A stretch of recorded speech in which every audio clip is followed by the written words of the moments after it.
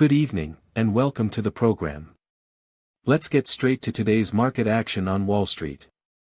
All three major indices closed in positive territory, with the Dow Jones Industrial Average leading the charge, gaining nearly a full percent to settle at 53,277.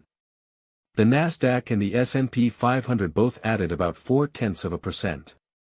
And the strength carried into pre-market futures, with Dow futures up 84 basis points. One signal worth paying close attention to is the VIX, the market's fear gauge. It dropped sharply by 5.5%, down to 15.13, which is a relatively low level for recent weeks. What does that tell us?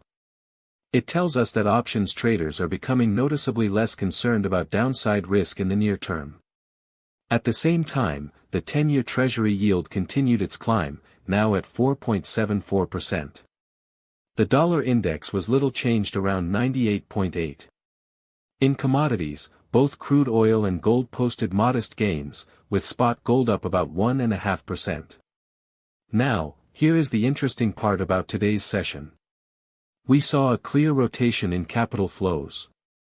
The Dow outperformed the Nasdaq by a wide margin, which tells us money is moving out of large-cap tech and into rate-sensitive cyclical sectors like industrials and financials.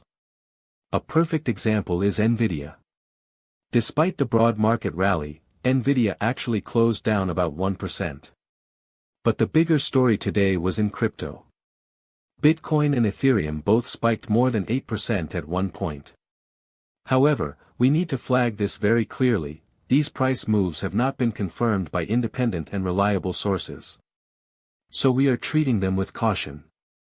Overall, today's tape reads as a moderate risk-on session, with risk appetite improving, but the leadership is concentrated in cyclical value names rather than high-flying growth stocks. The market is up broadly, but the internal structure is clearly diverging. Let's zoom out and look at the global picture. During the Asian session, Chinese equities were mixed. The Shanghai Composite was roughly flat, but the Chi-Next, the growth-focused board, gained 1.43%, showing that growth styles were clearly preferred over blue chips. The yuan is trading near 6.72, which is on the weaker side for recent years, but we are not seeing any signs of capital flight or official intervention. European data was unavailable for today, so we will skip that region. So where was the turning point for today's market? It came after the US Open, when the VIX dropped sharply and cyclical blue chips started to strengthen, setting the tone for the rest of the day. But here is the caveat. Crypto-related equities, such as the Bitcoin spot ETF and MicroStrategy, posted huge gains, but the core driver behind them, the surge in Bitcoin itself, cannot be verified through external news sources at this time. If reliable confirmation does not emerge, these assets face a real risk of a pullback and shakeout in the short term. Let's distill the key takeaways. First, the most solid theme today is US large-cap cyclical stocks. That move has genuine underlying support. Second, crypto-related assets are the strongest sector today, but the reliability of that strength is questionable. Third, the weakest area is large-cap tech, with Nvidia as the representative. Looking ahead to tomorrow, here are a few reference points. 1. The Chi-Next board in China is likely to maintain its relative strength, but we need to watch the first 30 minutes of trading volume, with resistance around 3,600. 2. Upstream AI supply chain names, like optical modules and laser companies, have a better than even chance of continuing to outperform.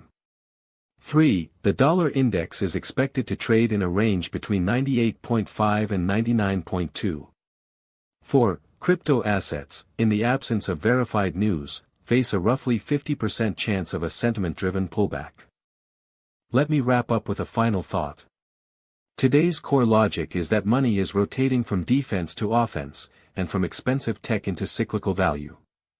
A rising Dow and a falling VIX are healthy signs. But there are two variables we need to watch closely. One is whether credible sources emerge to confirm the crypto move. The other is whether the continued rise in Treasury yields eventually starts to weigh on equity valuations. For now, following the cyclical leadership makes sense, while staying cautious on assets with unverified surges. That is all for today. Thanks for watching, and we will see you tomorrow.